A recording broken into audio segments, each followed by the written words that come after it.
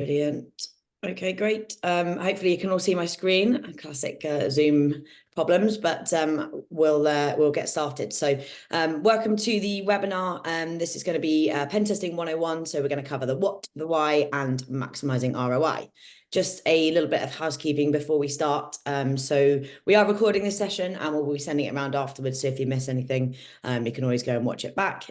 Please make sure you're muted unless you're asking a question. Otherwise, I'll get really thrown off. And please feel free to ask us any questions. So there's a chat box that you can drop a question into, and we will be saving some time at the end to cover off some questions. We'll also be adding a feedback link into the chat box at the end. So please take a moment to fill that in as it helps us to kind of improve our webinar series and get some ideas for the next bit of content. So let's start off with who are we? So On Security are an offensive security organisation, and we have a goal of simplifying the management and delivery of pen tests for our customers. So we've done a few webinars now, some of which you may have already seen. Usually these have been around the topics of compliance, but we're actually going to go back to basics with this one. So we're going to be covering sort of understanding what pen testing actually is, how pen testing is different from automated pen testing, and how a pen test is actually done. The goal of this webinar is going to be that if we can understand the process and make sure we are prepared, then we're able to get the maximum value out of the pen test that we're doing. So who are we? So my name's Beth. I'm the product manager here on Security. I've been in this role for just over a year and previously led our customer success function. I'm going to be joined today by my colleague Archie. If you could just give us a quick intro to yourself, please, Archie, that'd be great. Yeah, hello everyone. My name's Archie, and I have been a penetration tester for 2.5 years, and I'm actually a career changer. And prior to this, I was a medical healthcare professional before joining the cybersecurity industry. Brilliant, thank you very much.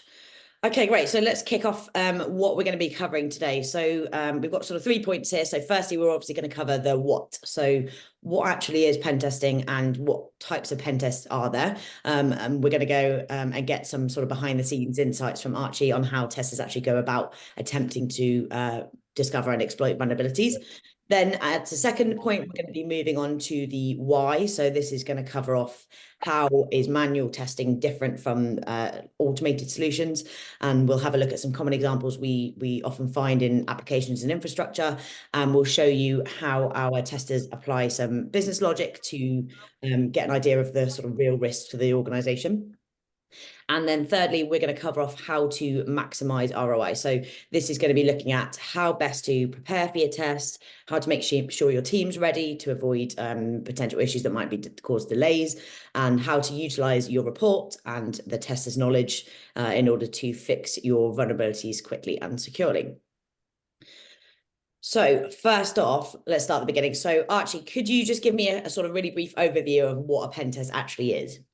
Yeah, sure. So at its sort of simplest explanation, I would say it's like a simulated attack, so similar to what an actual hacker would do, to find and fix security weaknesses on a system, so whether that be a web application or infrastructure.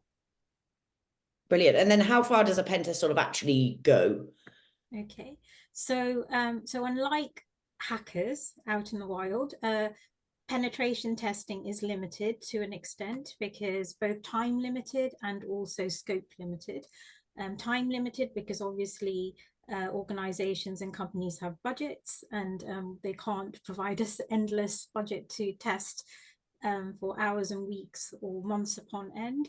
So it has to be a risk assessed decision as to which IT assets will be included in testing and how often they need to be tested. And then depending upon, for example, a web application, how many functions there are, what specifically needs to be tested, we sort of work out the number of hours that may require to achieve a good breadth of testing across that sort of attack surface or potential attack surface. But obviously we can't cover everything to the same extent that a well-resourced attacker with unlimited resources potentially and a lot of time on their hands to focus upon one particular client or organization has. So that's what we're limited by. And then obviously for a client or organization, it also depends upon what they want tested, whereas a hacker would just go and attack anything and everything, whereas we are very clearly follow a defined scope as set by the client. Brilliant. And then, you know, in terms of who should be doing a pen test, if you're an organization that wants to get your infrastructure or application, for example, tested, what type of people should generally be doing a pen test? Yeah, so in the UK, it's recommended that all penetration testing is conducted by CREST accredited testers. So that's the Council of Registered Ethical Security Testers, and essentially it's testers who have achieved certain certifications at various points of their career to ensure that they are meeting the standards set out by CREST. And following the recommendations of what a minimum testing standard is. And I guess that would be they'll be following a sort of general agreed methodology as well. Yes, yeah. So there are recommended methodologies by CREST themselves and some other organizations like OWASP, which we use and follow their standards as part of our testing. Great, perfect. Okay, so moving on. So I guess we're going to talk now about the sort of types of pen testing. So the most common test types that On Security do is application testing. So what does that what types of testing does that include, application testing? Yeah, so application testing these days is a bit broader. So it's not just your standard web applications or websites. So for example, Amazon or various other shopping sites that you use daily on a daily basis. It incorporates something called APIs. So it's looking at all the sort of various applications associated with what an end user or client may be visible publicly or accessible through credentials publicly, but there's a lot more that goes on. So we test applications which are, you know, only accessible internally as well. Yeah. And the second big area of testing these days is mobile application testing, because virtually every sort of commerce or industry will probably have some kind of mobile application set up as well. So that's a very big growing area of testing as well, which is essential. And then what about sort of for organizations who might not have an application, but they want to have their infrastructure tested, for example? Yeah. So infrastructure testing is broadly divided into two areas. So it's external or internal. So external is looking at the IT assets that may or may not be publicly accessible, and often what's required is to check. So an organization may have lots of different IP addresses on their network or as part of their sort of potential organization, some which they may have forgotten about. And so they need to have those tested to see what is accessible, what should be accessible, and what potential vulnerabilities exist there. And then there is internal testing, which very often requires on-site testing on premises of various IT assets, which can be something simple like actual computers, to looking at someone's firewall setup, to looking at various other aspects, so physical security.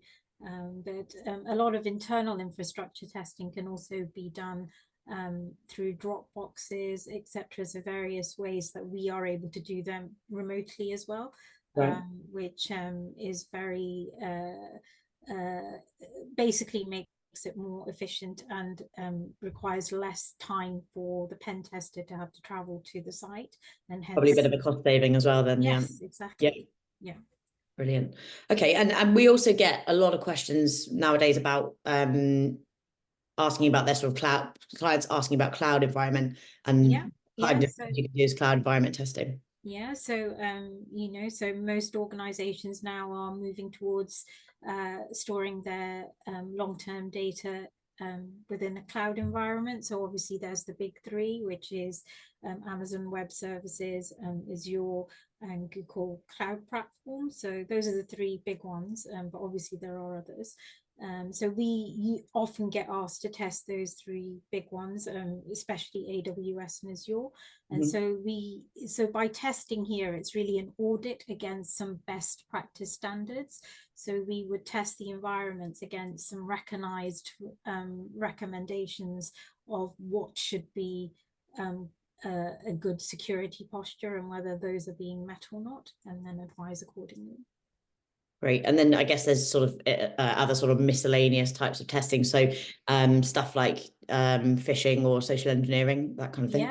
Yeah. So everything from something called OSINT, which is open source intelligence gathering, which we do anyway as part of standard sort of application or infrastructure testing, but sometimes an organization may want an in-depth sort of overview of information gathering. So essentially that is us researching what could be available just on the internet, so via social media, there are so many platforms where potential information could be stored, and so they would like a summary of what could be exposed, and if anything is being leaked, for example files, etc., which shouldn't be available publicly. And then obviously social engineering in terms of phishing and vishing are huge areas of concern these days, as I'm sure we've all been targeted at some point. And so we will often get asked to conduct special tests, whether via email campaigns or vishing is actually calling up either the IT help desk or potential employees, so we can come up with a kind of testing standard or protocol depending upon the organization's needs. Because obviously this is a big area where some really well-known attacks have occurred. So yeah. I guess sometimes that will include might include sort of physically going there. So I know we do some sort of physical testing and other sort of ad hoc stuff like card environment segmentation testing and that kind of thing. Yeah. Brilliant. So well, I thought now probably what would be a good idea to do is have a bit more of a deep dive into what actually happens in a pen test. So let's have a look at, as we kind of mentioned before, our most common pen test type, which is the web application testing. So Archie, could you give us a bit of an overview of how this actually works, like from a sort of testing perspective? Yeah, so basically we can break it down into a number of areas. And so we're talking about web application testing, but actually a lot of this also applies to infrastructure testing. But like I said, so from the very start, we follow a set of standards, whether recommended by CREST or OWASP, and that's our basis of following a specific methodology. And so firstly, all involve planning and reconnaissance. So essentially, that's defining the scope of what we're allowed to actually test, and that's set by the client or organization. And that has to be very clearly defined that, yes, this is for example, a URL address, this is what you can look at, but there might be something similar, a domain that exists for that organization, which we're told, okay, you definitely can't look at that. So we will only look at what we're allowed to look at. Yep. And then we will carry out sort of passive and active reconnaissance. So again, passive is what I described earlier, which is the OSINT, just sort of looking at what is available to everybody on the internet, but also then using some automated tooling to look at what to try and enumerate the attack surface to see what's available to start off with within the limits of the scope. And then we move on to scanning and enumeration, so further enumeration. So this is where we will use a variety of tools to help us gather some more information about what is available. And this could bring up information about, for example, software technologies, and so things which may be out of date and are known to have vulnerabilities. So then that gives us information, a way to start looking at what there is, what weaknesses may exist, and how we may exploit them. And then we go on to actually doing a vulnerability analysis. So again, looking at what issues are coming up and what is already known and what we can see if we can find anything new. And then there's the exploitation phase. So this is the bit where we are limited, because obviously we can't go into a web application and completely break it in the same way that a hacker may try. So we're limited by, again, the what's defined within the scope. So if we do find something interesting, before we would try to attempt anything which is out of the unusual, we would always speak to the client first and say, look, we found something. Is it okay if we can try this? Yeah. Very often, actually, we probably would be told no, because you might do some Please harm, don't cause data to go missing.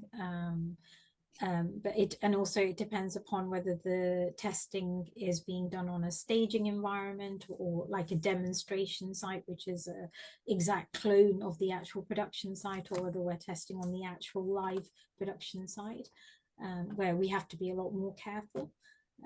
So yeah, so those, and then obviously this moves us on to we can find a number of high risk vulnerabilities, for example, SQLI injections or cross-site scripting, or issues related to access controls, where you could have a web application where there are multiple users with different privilege levels. So that means that they should have different levels of access to different levels of sensitive information.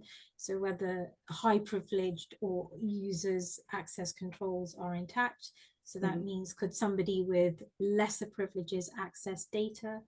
And if we found that, then that's potentially quite serious. And then with a number of these issues, they can be chained together. So you could find lower severity findings, but actually chain them together. And that could lead to something much bigger. And we'll go on to talk about that actually in a sort of later stage. So yeah, brilliant. And then I guess the sort of reporting side of it happens as you're going then as well. Yeah. So traditionally in pen testing, you do your testing and then you write up the issues at the end of the testing. So what we do differently is that we actually report as we go along. So as soon as we find issues and we have all the evidence, we're satisfied we have all the evidence for that particular issue, we will actually write it up and get it published so that it's available to you even before the end of the test. And obviously, if we found a high or critical level issue, or something which is a lot more serious, we will let you know straight away. We will get it written up that same day so that all the details are available to you, to the client and their software developers, to be able to start looking at the issue immediately and potentially start correcting it straight away. Brilliant. Okay, brilliant. So let's move on to the next stage. So now, Archie, you've helpfully covered up what a pen test actually is for us. We're going to now look at kind of why a manual pen test, which is obviously a significant investment for a company with a small but any size security budget, is actually important. So first off, Archie, could you just sort of give us a real brief overview of how the manual pen test differs from what we hear about automated pen test solutions? Yeah, so all penetration tests will include an element of automation, because some of the tools you use are sort of automated. But this only gives you an initial amount of information. It will sort of give you, like I said, the basic, what the attack surface is, what potentially is open, and maybe it will sometimes join up information with known vulnerabilities, but this often throws up a lot of false positives. So things which either are just wrong, or they are not relevant to that particular organization or company or the functions of that what we're actually testing. So this is where manual testing is extremely important, because this is where we come in and we look at what's actually there in much more detail, and use the information gathered in the automated part of the testing to then carry on conducting more in-depth testing, and that's all done manually. And I guess that kind of helps, having the person there as well means that you are able to apply context, such as like what the client's infrastructure looks like, which of their assets is more critical. Yeah, absolutely. And it depends. For example, you could have a shopping site, where certain aspects, certain things are more important. So security of payment flows.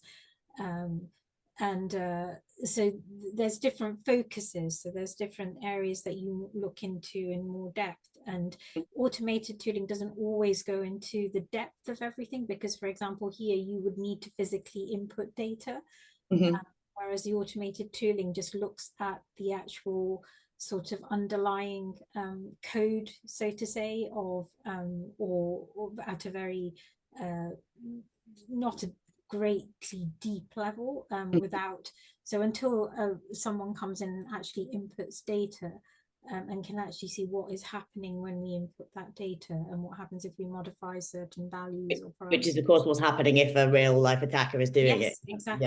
Yeah. Yeah. And then we've got the sort of last point on the slide here is talking about sort of using combinations of findings. Can that sometimes be combinations of maybe sort of low severity findings that people wouldn't necessarily think was a sort of big deal? Yeah, and again, they will vary. In so you may find an issue in one application which we may deem as a low level severity finding, but in another application, because of the context of that application and how that works, if there are a few other findings which, when all grouped together, actually reveal some more bigger security issues, then we may have to up the severity levels. Right. So it's very much a penetration testing expertise decision making process, that this is what our assessment is for your particular application. Right. As in why we think that this is low, why we think this is a medium risk issue, why we think this is a high risk issue. Because it's all about, again, it all boils down to risk, it all boils down to impact. And I guess so, different clients will have different risk appetites for different parts of their infrastructure and assets as well. Yeah. Great. Okay, brilliant. So now we're moved on to the third point of our agenda. So we have covered off the what and the why, and now we're going to look at how to maximize the ROI you get from a pen test. So hopefully you know by this point sort of how a manual pen test is different from an automated one, and you can see why it's important. But how do you ensure that you're really sort of justifying the spend? So this is maximizing the value that you're getting from it, not just from obviously a sort of security standpoint, but also in terms of like the money and the time that you're investing. So having spoken to some of our clients, we had a bit of a conversation, and we've also experienced it ourselves when doing sort of internal pen testing. These are some of the biggest frustrations that clients face when they're testing in a sort of traditional manner. So first off is kind of looking at scoping and booking. So normally we've mentioned this earlier, this is a bit of a sort of long, arduous process. You can potentially have to go backwards and forwards, provide loads of information, email backwards and forwards for weeks at a time. There's the kind of waiting for the reporting, which Archie mentioned as well. So this is usually where you might have a big delay while you're sort of waiting for the test to finish, while a tester's writing up a big PDF document, and you're sitting around waiting to sort of find out what the damage is. And then thirdly, a really common one was clients talking about security jargon. So people being a little bit uncomfortable with maybe some sort of clarity in the findings that were reported, and maybe not understanding what they kind of needed to do to be able to remediate it to the required standard. And then I thought it'd be interesting to get a bit of an angle internally as well. So Archie, could you just give us a bit of an idea about, on the sort of tester side, what do you guys find are the kind of biggest pain points which can potentially sometimes cause issues during a test or delays? Yeah, so like I mentioned before, obviously the number of hours or days that are allocated to a particular penetration test are defined by budgets to some extent, but also, you know, if somebody had an unlimited budget, then obviously we could test endlessly, but it has to be a very curated, carefully made decision that, okay, this number of hours should be adequate to cover a good level of the attack surface. And so to make that efficient though, so for example, if we are designated 7 hours on a particular test, then we would like to use that entire 7 hours to do just testing and writing up of the issues. So we don't want to be wasting time seeing whether things work, whether we can actually access the site, whether there's any problems. So what we like to do here at On Security is to have all those issues clarified well in advance. And because of the portal, we have a prerequisite section where we like the clients to fill in the details of what's in scope. So even though that's already been discussed, this is just to, you know, pinpoint those final details. So so that's the communication between the tester and say the point of contact, the main point of contact during the testing. And so that we have clearly defined targets listed, and we can go ahead maybe a week before the actual testing date, go make sure we can access everything. And if there are any problems, for example, passwords or provided emails are not working, we can let you know. Sometimes we find it's something simple. For example, our testing IP address hasn't been whitelisted.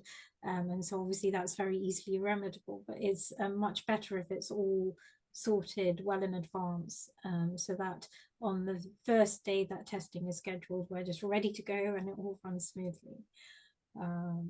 And then I guess the other big thing is, because we have this on the portal, we have this two-way communication, instant communication. We're able to get in touch with the client immediately if any problems arise. So whether that's if we found something that we need to let you know about, or if there are issues arising during testing that we need some help with, because certain aspects of the application may not be working properly. So it just means that we're not wasting time. We're just using every scheduled time that's been allocated to testing as efficiently as possible. Yeah, brilliant. Well, I guess that leads me back really nicely just to, in terms of, you know, On Security as an organization. So we were founded by 3 pen testers who were themselves fed up of the kind of traditional way of doing things. So you've kind of covered off a lot of the you know, the stuff that is worth mentioning here. So obviously we spoke before about, from a client perspective, that scoping and booking was a bit of an arduous process. So we actually recently had our own pen test done internally. I have been speaking to the rest of the team, and it actually took over sort of 3 weeks to even get the sort of first prize for the work. So with the kind of On Security platform-based approach, we've got a few simple scoping questions. You can quote and book a pen test in like 30 seconds. We also have a bit of an automated estimator model, which brings in data of our years of testing experience, which generates an accurate quote the vast majority of the time. And we actually have the ability to clients can do this completely themselves, or they can use us as much as possible. So we've got a on-hand team to confirm the scope and guide them through the process. And then we've covered this already earlier today, waiting for a report. So as you mentioned before, it seems ridiculous that obviously with traditional pen testing, testers might find a critical vulnerability, but then you might not know about it for weeks.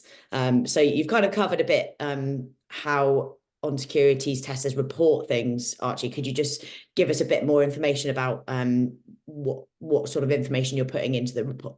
Yeah, so like I mentioned, we aim to report as much as quickly as possible, as long as we're satisfied we have all the evidence and the issue is ready for reporting. So you will see that during, you know, the course of a test, issues will be published on a regular basis. We like to, so on the portal, there are the actual issues themselves, so each individual finding you can access.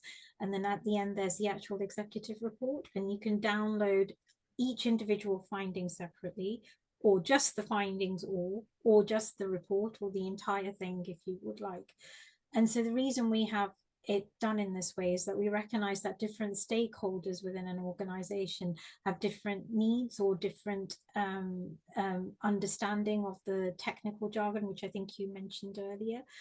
So obviously when we're reporting the actual finding, and we want that to be seen by, for example, the software developers or the security engineers working for that organization, we will use as much technical language as is necessary to adequately explain the issue and any remediations and also steps to replicate the issue. And so that is quite technical. And that's within each finding or issue.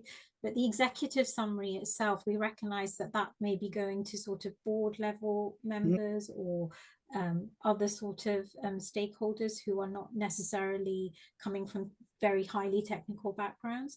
So we will try and summarize all the findings in a much simpler language so that it's easy to follow. So it highlights what all the main issues were and what the overall security posture of those aspects is, and then recommendations within that report as well.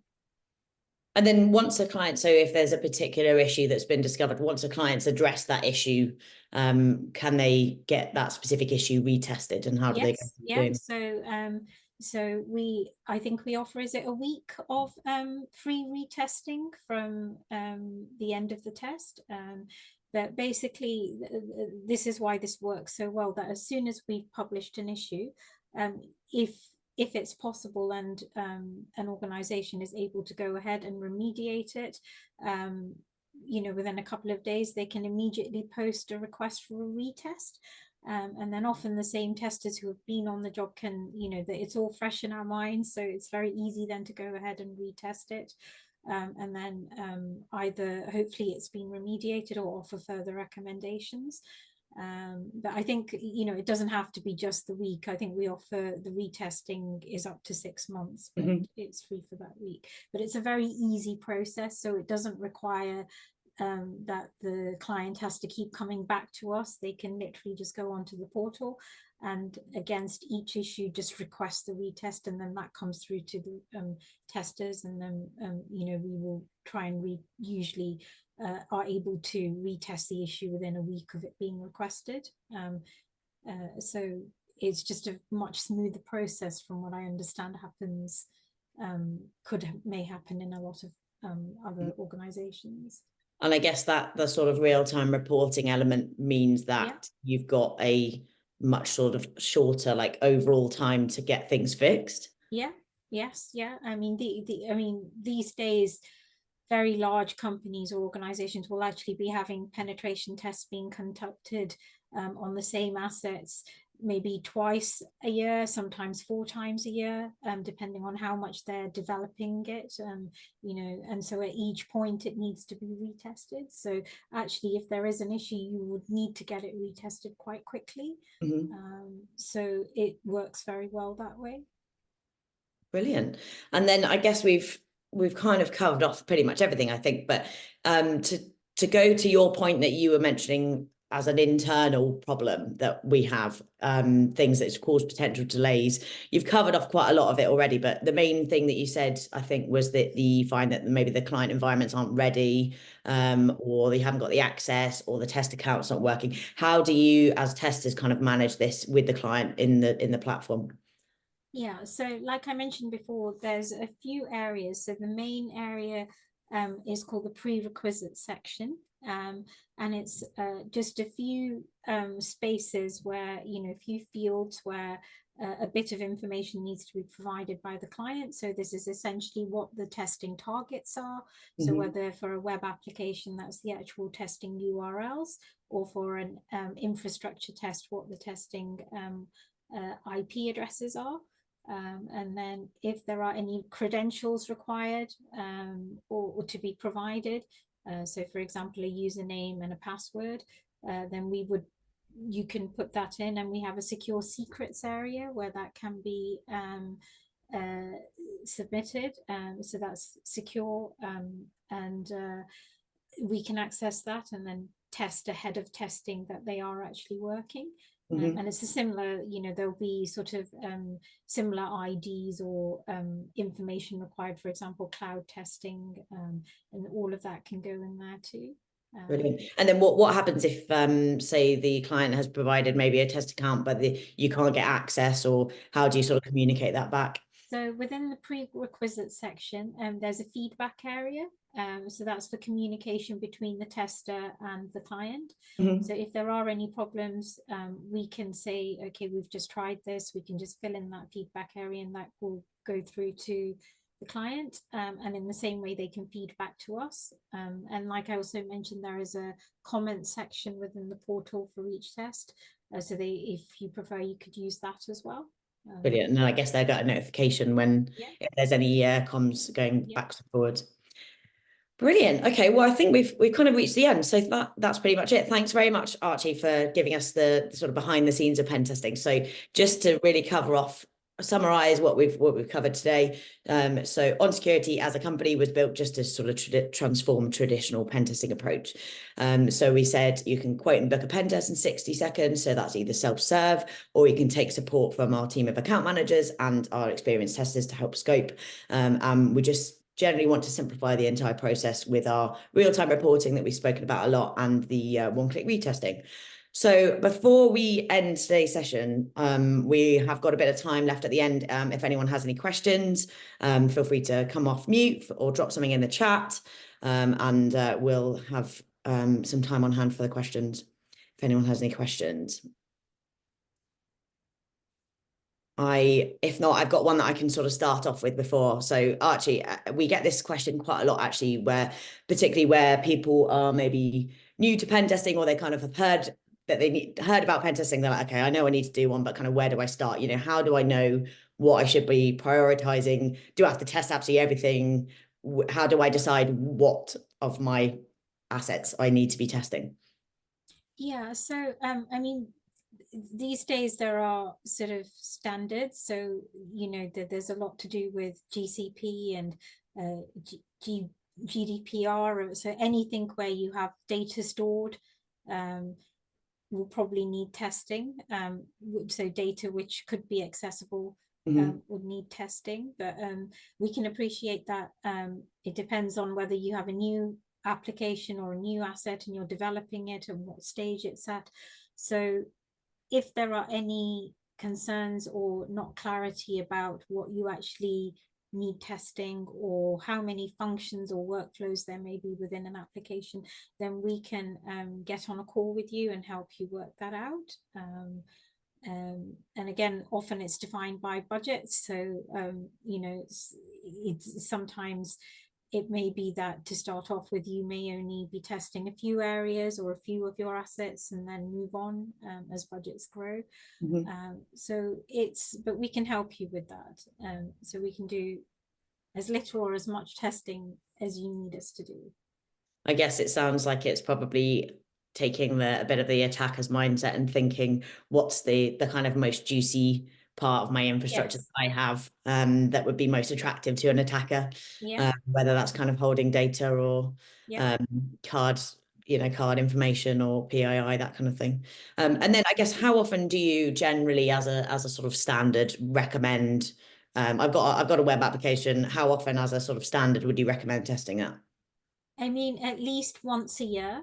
But again, it very much depends upon, if it's a sort of static, if it's a web application which is not being it's not being changed much. So it's not going through a development life cycle, or it's not having content added to it, then probably once a year is adequate. But these days, most applications will actually be being continually updated or upgraded, or so I would say you probably need one as often as you are making big changes.